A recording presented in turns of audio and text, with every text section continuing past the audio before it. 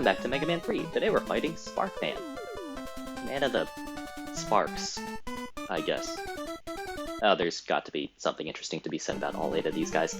To start off with the stage, we're going to first switch to our favorite weapon, Gemini Laser. Not necessarily because it's better, but it does take one more Mega Buster shot to deal with them, and we gotta be fast with it. Fast with it, I say! Haha. Ignore these plug, outlet-looking things, they're kind of useless. So Sparkman's stage is really an exercise in looking a whole lot more intimidating than it actually is, and before I get too much into that, let's have more fun with Gemini Laser. Hammer Joes are a really, really good enemy to use against them. They're stationary. This is part of what I'm talking about. If you don't think quickly, you're going to get your head smashed against spikes, and here, if you don't jump quickly, you're going to get your face zapped by electricity. Gemini Laser is also really good against that enemy. It really slows the game down a whole lot, does a ton of collision damage to it. It's great to watch Gemini Laser bounce around, and I didn't need that health power-up. It's not like I pressed right too early or anything. No, not at all. Okay, ooh, 1-up. Gemini Laser is not great for general use because if you miss an enemy, like I did right there, you can only have one on the screen at a time, and it is slow. That was a really boring section that we just passed. Feels like it's a drop that could be spiced up by some spikes. Oh well. It's not like we're ever going to revisit this stage or anything in the future, so... lost opportunity. Now this section is a lot more intimidating than it looks, and it already looks pretty intimidating. If you get hit at all, you fall into the pit and die. If you wait too long, you, again, get thrown into the spikes and die. Here I'm demonstrating that in Mega Man 3 you have a one-frame window, what feels like a one-frame window to do an action whenever you enter a boss door. And that action can be jumping, it can be shooting, it can be turning around, it can even be hitting the pause menu, which is kind of hilarious. Spark Shock is a very bad attack to dodge because it's one of those many attacks that whose hitbox doesn't really reflect its visual size. But okay, Sparkman is pretty straightforward. He jumps around a lot. Just slide under him or let him jump over you, and you're going to be pretty good, as long as you don't let him corner you with Spark Shock, which again, impossible to dodge at super close quarters. Spark Shock, unfortunately, is also impossible to use. The weapons in this game they're cool in concept, but have very little synergy when you put them all together. They just don't cover most of the options that you need for attack or defense. And then there's a few weapons in this game that were not programmed as intended, Spark Shock being one of them, and we'll see what I mean by that when we try to use it. So, Hardman next. We will first switch to Needle Cannon to show what these enemies do. Just sends 5 bees and a honeycomb out at you, and now we're going to never deal with them ever again. They're annoying. So you can scroll them off the screen. Problem solved. If only we could deal with real bees that way. Just run away far enough and then they disappear. So you see me provocatively switching to Gemini Laser again. Well, that's because we've got another Hammer Joe. Alright. Now, this is a stage that forces you to use Rush and make sure that you know you have a dog, and we're going to switch to Spark Shock here, and this is the only time we're going to be using Spark Shock for an enemy. It's good for taking care of these apes. They don't have tails, I guess they're apes. Which are really, really bad to deal with otherwise. Their hitboxes are too big for their size. And by freezing them in place, you make them a whole lot easier to deal with.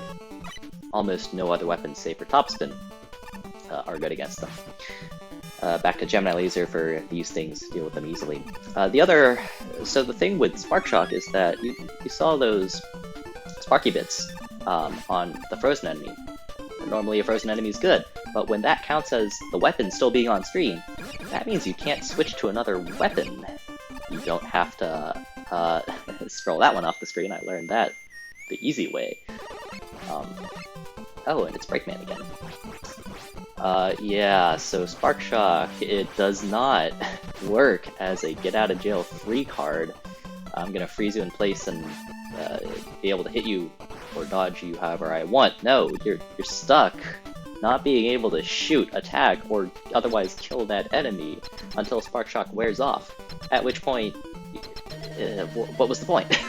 You're just back to where you started. Alright, Hardman. I'm gonna try my best to do a bit of fanciful dodging in this fight. That doesn't mean I can promise I'm not gonna get hit. That's a little beyond my skill level. It's a very long fight. He only takes 1 damage per shot, and he freezes you in place for like half the battle every single time he lands, even if you're in the air, which don't ask me how the laws of physics work on that one. If you have the misfortune of being on top of him as he does this, you take 2 hits at once, and that just shaves off half your bar of health. It's super unfair, super bad programming. Very clearly, it just bypasses your invincibility. Anyways, I want to talk a little bit about the really unsatisfying explosion effects in this game. I mean, just look at that. And the weapon absorption animation isn't that much better. Mega Man does the super stiff jump, the warbly bubbles animate way too slowly and they just look frozen. They don't actually all converge on him, it's a mess. Thankfully, future games get it right. I mean, past games already had it pretty great. Mega Man 3 just decided to be the new standard bearer, as it were, for many things, and that includes this. Okay, so we get Hard Knuckle now, and Hard Knuckle's really strong, but it is a far cry from what he's been tossing at us this whole time. Now I'll say a little more about Hard Knuckle once we see it in this next stage, which is Magnet Man stage. But first, I just want to say that Magnet Man stage is probably the most comprehensively themed one in this game, with these magnet-looking enemies that pull you up into the sky, and also these wires that are wrapped around beams in the architecture, it looks like. Yeah. Okay, so I guess we're fighting Breakman again. A needle cannon is going to be my weapon of choice against him. No matter what weapon you use, he's going to take 28 hits to defeat, and so why not just use the weapon that requires no effort? Hold down B and you automatically fire. So oh, here's Hard Knuckle, by the way. It's supposedly the most powerful weapon in this game, but that's a little up for debate. Now we've got these magnet walls that pull us toward them. You know, nice theming again. So there's this problem that's especially pronounced in the first 3 Mega Man games, where weapon damage isn't really standardized. So you might have Weapon 1 that takes 1,000,000 hits to defeat some sort of enemy, and then Weapon 2, like Hard Knuckle, for instance, that takes 2 hits.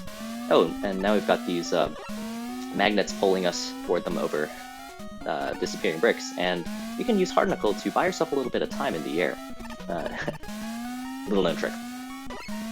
But then you might have Weapon 2, Hard Knuckle, take a surprising number of shots to destroy enemy number 2, and then Weapon 1, Gemini Laser for example, obliterates it in 2 hits. So yeah, there's some logic issues with that. And I just locked that enemy into a cycle of useless.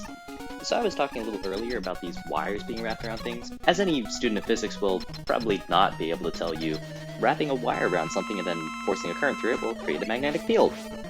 Physics is hard. I should know. I spent the last 7 years of my life studying it. This is Magnet Man. He is one of 2 main robot masters in this game that takes extra damage from the Megawister, and he has 2 attacks. This is the one that's easy to dodge, and this is the one where he tries to pull you in with magnetism. Now, normally he's invincible, and he takes his good old sweet time with that one. But, interestingly enough, the game actually only checks to see if your horizontal position overlaps with Magnet Man's, because 9 times out of 10 that means you're getting hit by him. But, if you are in the air at that time, then the game's like, oh, okay, got hit, stops the attack early, and you can be on your merry way. That makes the fight a lot more bearable.